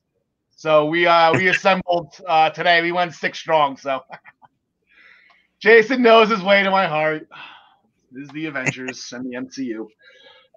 Toni Storm wants the NXT Women's title. Io Shirai run to the ring wanting Toni Storm, but she actually got Mercedes Martinez. And for those of you who do not know who Mercedes Martinez, She was Powerpuff, I believe, in Retribution for a hot second before I guess she's back in NXT. So Io Shirai got her some of Mercedes Martinez, which is not something you want to have happen to you. So she was slamming her into the side of the ring, then threw her into the announce table to the side. That was new. What did that before? John Smith, we had an NXT Tag Team Championship match. Fury and Furry, I believe, right? They get it done? Yeah, I don't like that furry thing because it just makes me think of some real disgusting stuff. I watch too much South Park. But we didn't even get to hear their entrance music, which I love so much because they attacked Lorcan and Birch on the entrance ramp during their entrance. They finally made their way to the ring. It was a street fight, so there was some stuff going on at the beginning. There was a nice bump by Lorcan on those chairs. He got back body dropped onto the chairs. A couple weak table spots towards the middle and end. Drake whipping the both of them with his belt was pretty hardcore. And then he takes that DDT finish, and that was that. But it was a good match. I hope they keep it going. I hope this isn't the only time we see these two teams go at it. Yeah, I have in my notes right here. It was a street fight. And normally in street fight there are no rules, but apparently there was only one rule in this match, and that was Dane and Maverick had to tag in and out, but Lorcan and Birch didn't. I don't know if anybody else caught that, but it's Lorcan and Birch do whatever they want, but Dane and Drake had to tag in and out. That was really random. But anyway, John Smith, sticking with you, Isaiah Swerve Scott, he got the retribution win, no pun intended. He got the retaliation. That's what I'm looking for. A win against Jake Atlas, and then I have here in my notes, celebrated like he won the Stanley Cup. Yeah, somewhat. I mean, he felt a little embarrassed, I think, because of the loss to Atlas last time, and Atlas slapped him across the face at the beginning of this match, and by the end he just wanted that he needed that win, and there was a few reversals, ended up with it's almost like a one-winged angel that Swerve does. It's kind of like a reverse. The guy's facing the other way. You got to use the ropes, whatever. But yeah, he did act like a big old baby after it was the first time he's ever won anything in his life. But I don't think this one's over either. No, they're tied at 1-1 right now. So let's see where it goes with there. Bronson Reed came back. He defeated Asante Diadonis with a tsunami splash. He had a little lizard on his shoulder now. Just fun. I guess he's going with the Godzilla. Got the blizzard on his shoulder now. Anyway, John DeConnie, Tyler Rust was in action again. Indeed, he was against Ari Daivari. He came down with his new buddy there, Malcolm Bivens, and I'm telling you, I can't wait to see this guy get into a real feud with someone where they can have 12 and 18 and 20-minute matches, because his offense just looks impressive. I mean, he ended this match via submission with what looked like the rings of Saturn, only he used his legs. Yeah, I don't know how else to describe it. It was impressive, and the guy looks the part, and he absolutely can go. So I'm looking forward to some really big things from him in the future. I have it labeled in my notes as an arms bending in the wrong way submission. Close enough. Yeah, I do believe he is under 205, so he's in the right weight class if he gets those 15 to 20-minute matches, so that'd be absolutely perfect. The Gargano Christmas, we'll fast forward right now. If you saw it, was absolutely hysterical. Just the one thing I'll point out, they had the old school camera with the 1990s date in the camcorder. That was funny how they were making the old home video style of production with it. I thought that was really nice added touch. He gave them all gifts. It was funny. It was great. It was a very Merry Gargano Christmas. Leon Ruff defeated Timothy Thatcher with a small package because Thatcher kept on looking for Ciampa, who never ended up showing up, and that actually ended up being the distraction for Thatcher because Ciampa never showed. Then Ciampa ended up showing up afterwards. Post-match, jumped him, beat him, said we'll see you in a fight pit. So we got a fight pit coming at New Year's Eve. We'll get to that next week.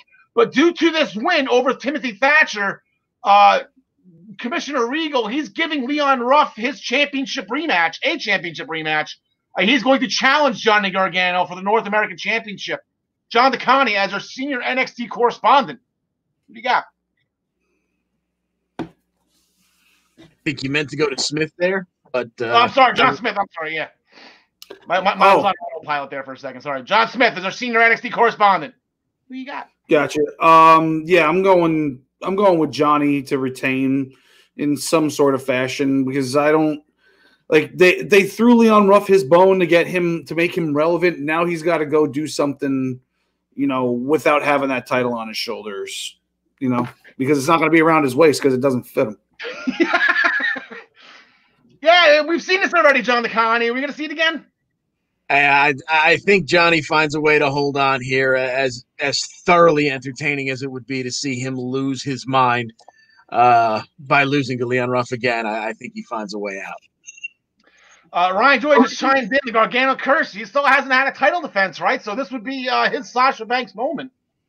If he wins it, I think he'll get it. I think, again, the way we interfered, Austin Theory specifically, if indie wrestling is in a neck brace and Candice wrestling is still in an arm broken hand, it's going to have to be Austin Theory. Maybe Theory. And then another fun match that they signed is, again, the Undisputed Era versus Pete Dunne is just never ending, and I am not complaining about it. Roderick Strong and Pete Dunne, they're going to get back at it, and this goes back a very long time, specifically to the 2018 Dusty Rhodes Tag Team Classic, where these two men were partners, made it all the way to the finals, and then in the final, the final take two, because the Undisputed Era ruined the first one. This was the heel turn. This was the jump to the Undisputed Era for Roderick Strong screwing over Pete Dunne and allowing Adam Cole and Kyle O'Reilly to win the Dusty Cup and retain the NXT Tag Team Championships.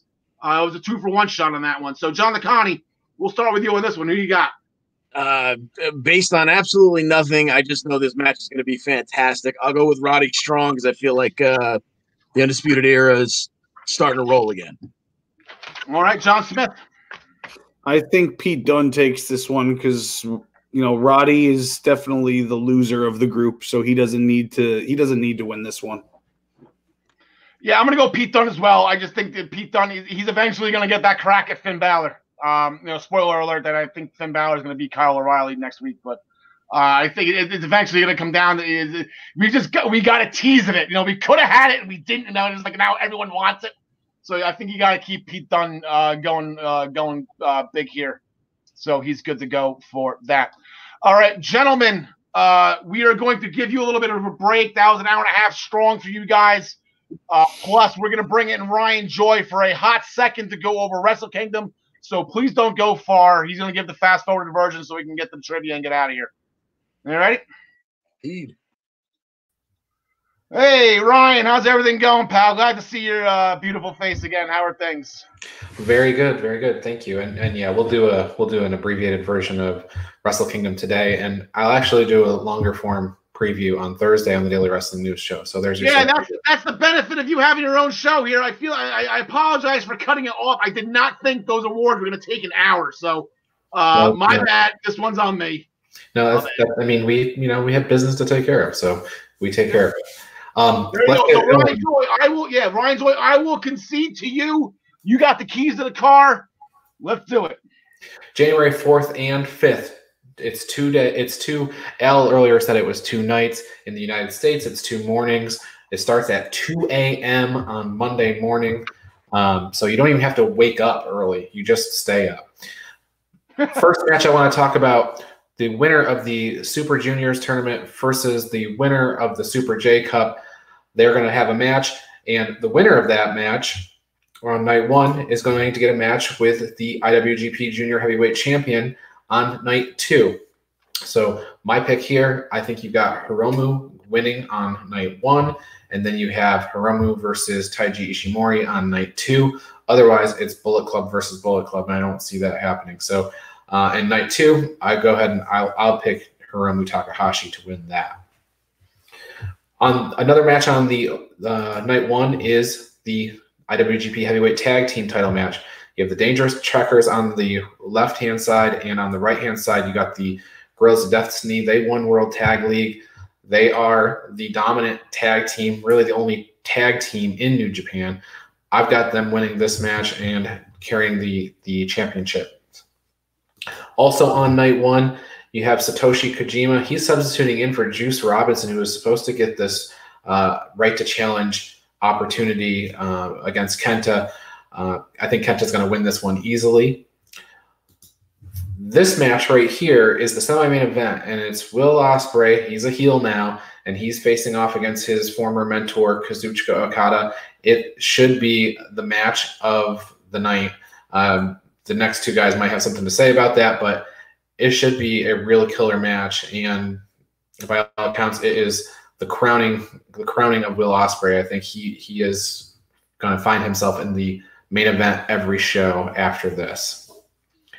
Okay, the main event of night one is Tetsuya Naito, the IWGP Intercontinental and World Heavyweight Champion, double champion. He's going to be defending his 2 championship belts against Kota Ibushi, the 2-time winner of the G1 Climax tournament. And the winner of that match is going to face Jay White on night 2 in the main event. So one of these 3 guys is going to walk out as champion at the end of Wrestle Kingdom. I've got my money on Kota Ibushi. I feel like if he doesn't do it now, he'll never do it. So that's where I'm putting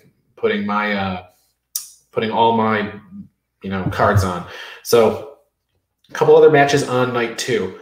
You've got another Empire match. This is one of Ospreay's guys. Jeff Cobb is going to be facing Shingo Takagi for the Never Openweight Championship. I think it's a clean sweep for the Empire, so I'm going Jeff Cobb on this match. And the IWGP Junior Heavyweight Championships are on the line. Kanemaru and Desperado are the champions. They are on the left. They'll be facing off against Master Wado and Taguchi on the right. Definitely going with Kanemaru and Desperado in this match. Finally, the last match I want to talk about. There are some other things going on that I've kind of fast forwarded and skipped over. We'll talk about those on Thursday. But this is a match between 2 former tag team champions. Evil split from LIJ much earlier in the year, and he had a world title run. He'll be facing his former tag team partner, Sonata, and it'll be, I think, the semi-main event on night 2. Should be good. They've wrestled each other before in the G1 Climax and things like that, so this is kind of a war to settle the score type of event. I'm going to go ahead and pick Sonata because I think he needs the win, and I think he would benefit more from the match.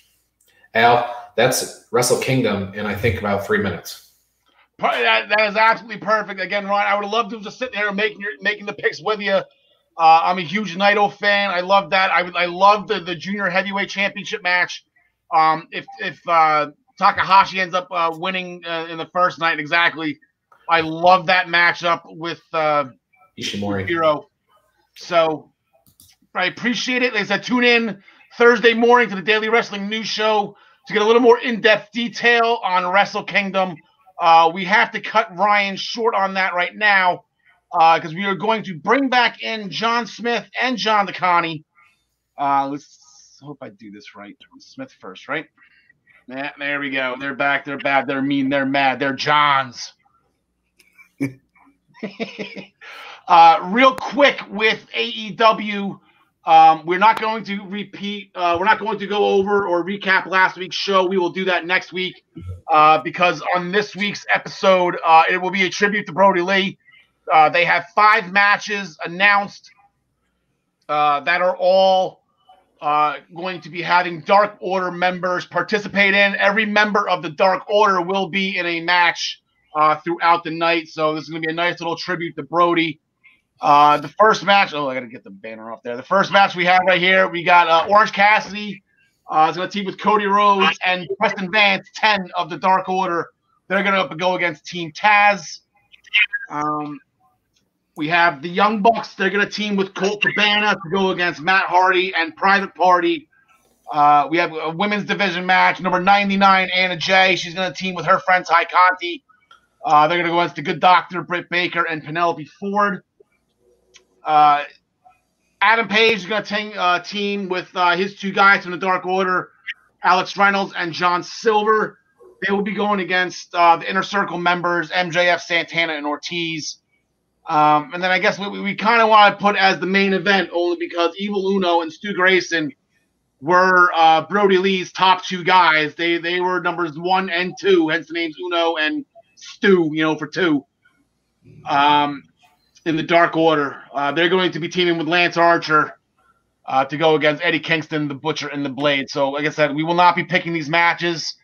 We just wanted to bring you, you guys know what is going on.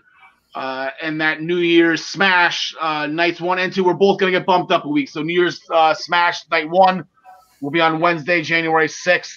And we will be talking about next week, and then night 2 will be on the 13th. So it's going to be just take what it is. It's going to be house show tribute to Brody Lee, and that's pretty much all we want right now. Just remember Brody, smile about the memories, think of his loved ones, and we'll go from there. So normally on the Daily Wrestling News Show, Ryan Joy is the host, and he likes to give us trivia every time we're on. I got to thinking today, I'm like, it's really not that fair. If Ryan likes trivia, maybe he would like to be asked some questions too. Let's test Ryan. Let's see what Ryan knows here. So he's allowing me. I got the questions right here. He's going to allow me. Ryan's going to be put in the hot seat right now. So Ryan, are you stretched out? Are you ready? Are you able to do this? You're nice and limber? I am good to go. All right, let's do this.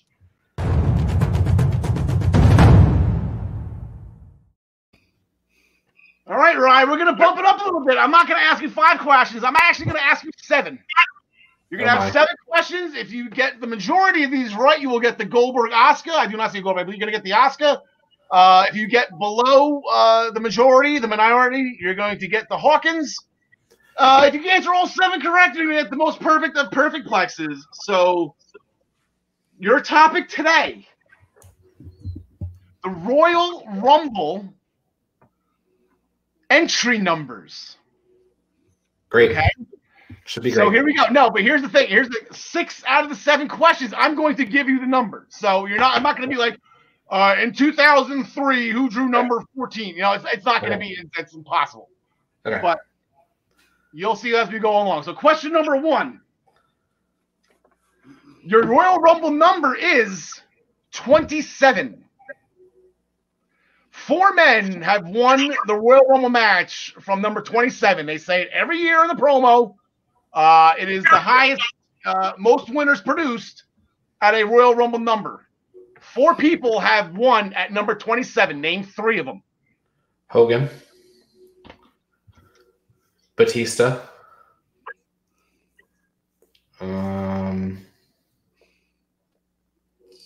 Yokozuna. All right, 1 out of 3 ain't bad. Yokozuna won from number 27 back in 1993. We're also looking for Big John Studd back in 1989. Bret Hart right after Yokozuna in 1994. And then the last one to do it, it's been quite some time, Stone Cold in 2001. All right, so it's tough, but like I said, this is education. They always, and to WWE's credit, when they always say number 27's produced the most winners, they'll show Bret, they'll show Yokozuna, they'll even show you John Studd. Like that's the only time of year you get to see John Studd is in that one little clip. Hogan was the only one I was confident on. So yep. Okay. All right, for question number 2, your Royal Rumble number is 18. Okay. In 1991, Royal Rumble number 18 didn't make it to the ring. And he was the first person in Royal Rumble history, one of 2, I believe, that did not show up when his number was called. Multiple choice in alphabetical order with number 18, Hulk Hogan, Randy Savage, Sergeant Slaughter, The Ultimate Warrior. Randy Savage. That is correct. Randy Savage cost the Ultimate Warrior the WWF Championship against Sergeant Slaughter by hitting the scepter over his head, and that was the last time you saw him for the night. Rumor has it the Warrior chased him out of the building. I was 10 years old at the time. I cried. Warrior was my hero, and Randy Savage screwed me over. All right, question number 3. You're 1 for 2 right now. You're batting 500. Your Royal Rumble number is 2. 2 men have won the Royal Rumble entering number 2. Who are they? Shawn Michaels.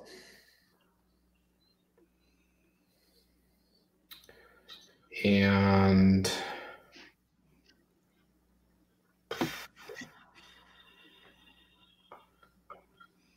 Man, I thought this was one of the easier ones. I don't know this one, I guess. So Steve Austin. No, I'm sorry. The answer, Mr. McMahon won from number 2, sitting behind a nice announce table in 1999. And the other one, probably one of the more famous Royal Rumble victories of all time, Rey Mysterio in 2006. Okay, your next number, Royal Rumble number, question 4. Royal Rumble number is 28. There have been 7 all-time multi-Royal Rumble winners. 7 people have won it more than once.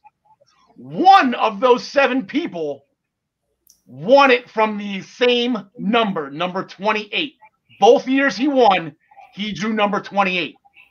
In alphabetical order, your multiple choices are Batista, John Cena, Hulk Hogan, Randy Orton, Triple H. Triple H. Answer was Batista. In 2005 and in 2014, he entered in at number 28. What's my score?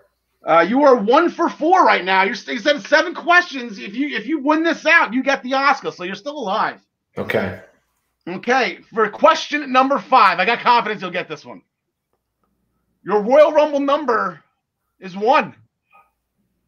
In 2018, the women finally got their hands dirty and got their own Royal Rumble match.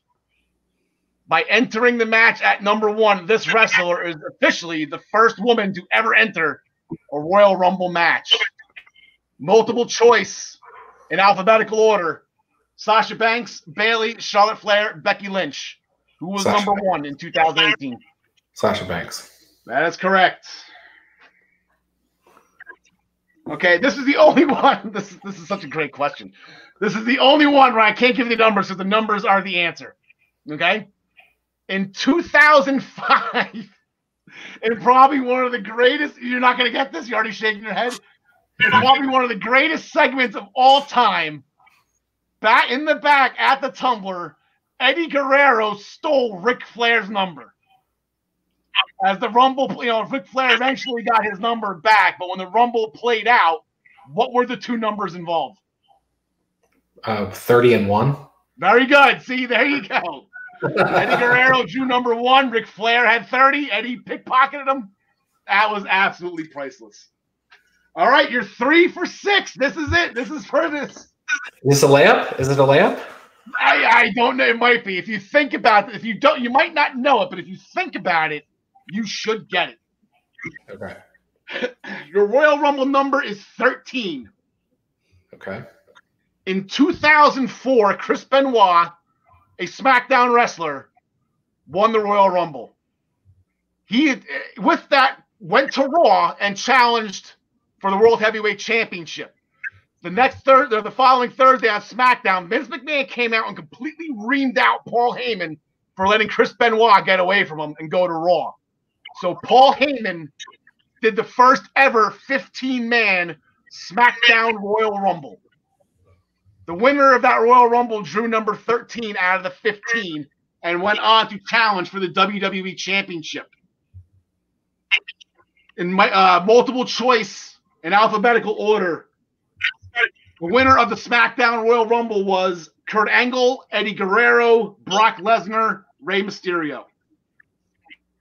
What year was this? It was 2004, and I'll give you an even further hint. The winner got to challenge for the championship, No Way Out.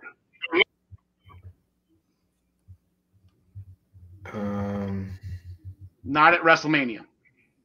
Guerrero. There he is. That's it. Eddie Guerrero won the SmackDown Royal Rumble. There you go. And that's it. 4 out of 7 ends. That feels good. There you go. I hope you learned something here, too. Those made you think. Yes. I wanted to make you think on that one. All right, so Ryan, you can officially put yourself on the scoreboard. We're at an hour and 55. I got to blow through these promotions pretty quickly. Joey Jarzenka, or Joe McMahon, as we are now going to call you. You can thank Tyler Adelle for that. We're going to do the extreme fast forward version on this one. If you want to win the Jim the Anvil Neidhart autographed photo, it's an 8x11. Please make sure you like this video, subscribe to the I-95 Sports Network on YouTube, comment on this video, EWP Anvil, hashtag EWP Anvil. We will be giving it away at 200 subscribers. We are almost there. Make sure you put your bid in for it quickly. The primetime rundown will once again be off this week, but make sure you tune in to next Friday, January. I believe it's going to be the 8th, right? Is next Friday? Friday. This week is the 1st. Next Friday, the 8th. Yes. The primetime rundown. We'll be back, probably talking NFL playoffs. Maybe talking about my fantasy football championship win. How about that, John Smith? It's stuck it in there. I didn't think I was going to. And he's not at the table. There he is. So make sure you tune in to Joey Garzanka, Ian Schreier, and Rob DeLuca as they go over everything in the non-scripted sports world. Tune in every Monday through Thursday, as we've been telling you, with your morning cup of joy at 10 a.m. on all the I-95 Sports Network pages on Facebook, Spotify, all the fun stuff. Anywhere you can see this show, you can see the daily wrestling news show every morning at 10 a.m. with Ryan Joy and his band of merry men, his co-hosts. I believe John DeConte, you are on tomorrow, correct? I believe so. Yes, he is. All right. The Body Slam Brigade comes out every Friday at noon. Make sure you go to minutestobelltime.com and subscribe to the Body Slam Brigade. It's always a great toilet bowl read. I absolutely love it. Make sure you get the pre-order. This is the last week for the pre-order, right, Ryan? Yeah, great. It's over this week. It's going to be 1,300 and about 60 pages. Hopefully I don't have any upload-download issues with that. So yeah, so make sure you get the wins and losses today and get everything you want with the year of 2020 in professional wrestling. The Black Cats NYC, their music-free cake. Make sure you go to all of these music outlets, these music streaming areas, whatever you want to call them. I still don't know what they are called. You can go to Pandora, Amazon Music, YouTube Music, SoundCloud, and download the album Free Cake from the Black Cats NYC. And, of course, next week we will be back for episode 35 at 6 p.m. at the Essential Wrestling Podcast. Absolutely great show, guys. We're just about to get it under 2 hours. This is the longest one to date. Didn't think it was going to take that long, but thank you so much. It's been a great year. We had 35 episodes this year. The award-winning thank you, Tempe. I stand corrected. The award-winning Essential Wrestling Podcast here on the I-95 Sports Networks, on YouTube, on all of our Facebook outlets, on Spotify, iHeartRadio, and Google Podcasts, Apple Podcasts, Banana Podcast. That'd be a great name for a finisher. He hit him with the Banana Podcast. Thank you so much for the past, like I said, the year 2020. This is it for us. We will see everybody in 2021. Ryan Joy, we'll see you tomorrow, though. So will John DeConte. John Smith, thank you so much for a great year. I'll be seeing you soon. Alexa Bliss, we absolutely love you. We hope Randy didn't light you on fire. Tegan, we miss you. We hope your rehab is going well. We know you're due back soon. We cannot wait for that. I'm not going to do a missing persons thing. I just don't feel it's right this episode. We'll pick that back up next year as well. My WrestleMania match was on pause. We were going to talk about this match right here. Please go back and watch and get the graphic off of Luke. He's the person that we're doing it for. Jesus. The Bludgeon Brothers came out and absolutely smoked the New Day and the Usos to win the tag team championships at WrestleMania 34. So that would have been the one we talked about today. My list was on pause. Here with them. There you go. There's the proof that they won.